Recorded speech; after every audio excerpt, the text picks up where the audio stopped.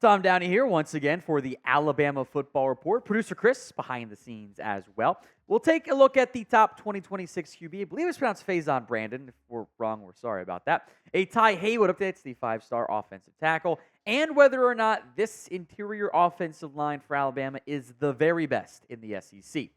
First up, we are 243 subs away. That is it from 18,000 subscribers.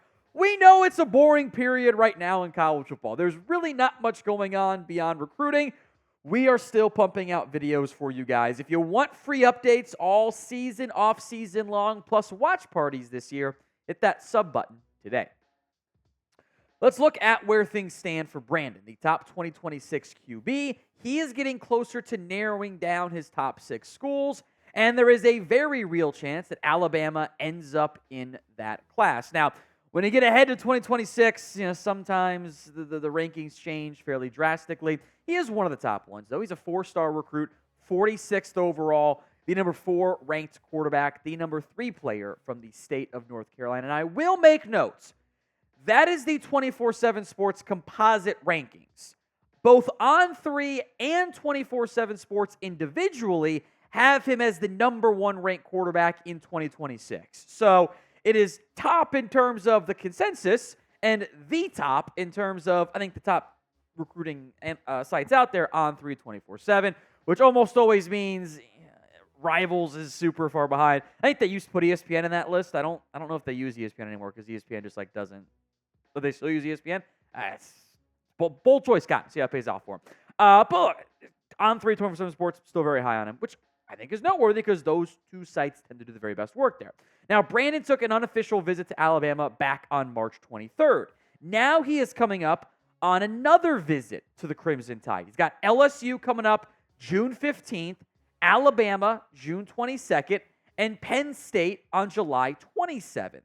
Now, these are the reported top schools. You'll notice a trend, right? The 3 schools we just mentioned, LSU, Alabama, Penn State, Tennessee, and then 2 North Carolina schools for the top-rated North Carolina, or one of the top-rated North Carolina recruits, NC State and UNC.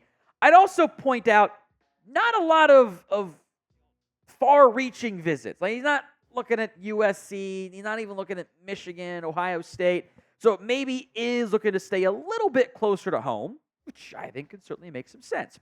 Here's what Brandon said on Alabama. Seeing how they changed some things on the offense, coming from Washington, they do a lot of good things there. From seeing it, it seems like they are passing a lot more. How they worked with Michael Penix Jr., developed him, helped him be more comfortable in the game. That was a big thing that they did.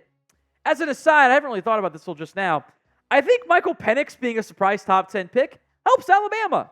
That's an easy pitch to make if you're Kalen DeBoer and this offensive staff at Alabama. So the pinned comment on today's show.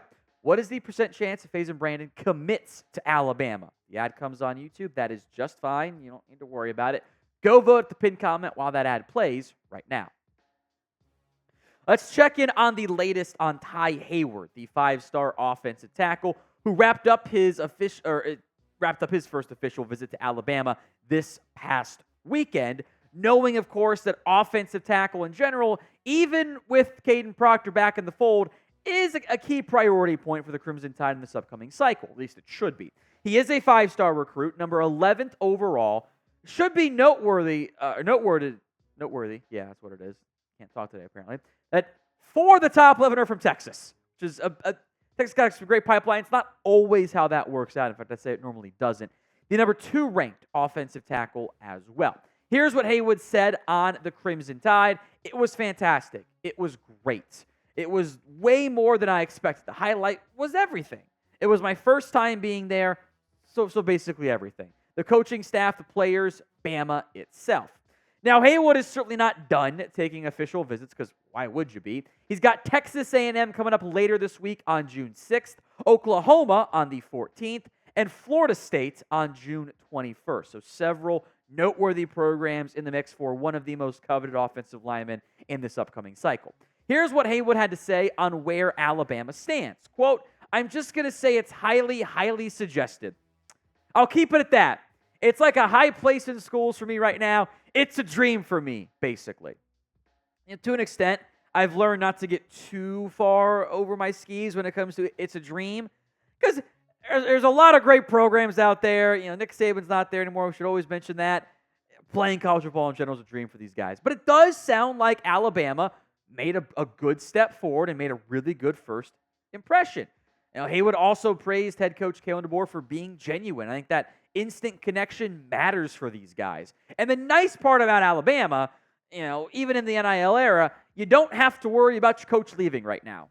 You don't have to worry about he's going to jump ship. He's going to jump ship. There's none of that stuff going on. He's not going anywhere as long as they continue to win games. And that similar refrain of being genuine is not new for the Crimson Tide either. It sounds like Kalen DeBoer and his staff have done a great job of being sincere. And I think that connection matters for even with the NIL era and money, of course, being very important, because I don't blame the kids for that. Make your money while you can, because you can't always make it in the NFL. I think the connection and relationship the coaching staff has built so far is a positive. Now, we will have you covered if Alabama gets a new commit. We'll do shorts, we'll do full videos, breaking them all down. Turn on those notifications. Do not miss out. Hit that sub button right now. Next up, does Alabama have the best interior offensive line in the entire SEC? Pro Football Focus grading Parker Brailsford, the assumed new center from Washington, Jaeden Roberts, and Tyler Booker in the top 10 among all interior offensive linemen in the SEC in an order that might surprise you. So here are the PFF grades for the top 10 interior offensive linemen. Ethan, snap counts don't matter as much there, by the way. Ethan Minor, 82.5. That's the Mississippi State kid. Oklahoma, Branson Hickman at 79.7. Jake Slaughter for Florida at 77.8. Parker Brailsford, 77.3, was the second highest graded center last year outside of the eventual second-round pick, Jackson Powers Johnson. Jaeden Roberts, 76.7. Tate Ratledge, 76.2 from Georgia.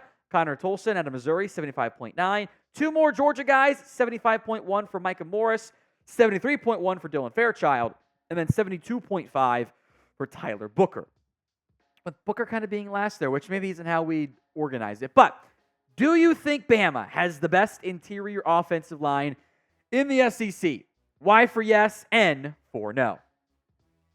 I think you make a very strong argument. So I think a decent amount of us, I think even just ignoring the grades, and if PFF were just to rank them beyond that, I think you could probably argue that Booker's better. And I think playing alongside some inconsistency at left tackle and even center at times last year probably negatively graded Booker. As much as PFF tries to differentiate from the overall supporting cast, it does impact things. It does matter. And that's why you see players tend to ebb and flow if the supporting cast next to them is not as good. I thought the entire offensive line got better, by the way, once Jaeden Roberts took over. I think he's a really talented player. And I am excited about Parker Brailsford. Now, assuming whatever was going on isn't an issue, I think the transfer of Tommy Brockermeyer, or James Brockermeyer, makes it clear that he's going to be the guy at center. I'm not too worried about that front. Roberts came in down the stretch last year and kind of stole a starting job to an extent.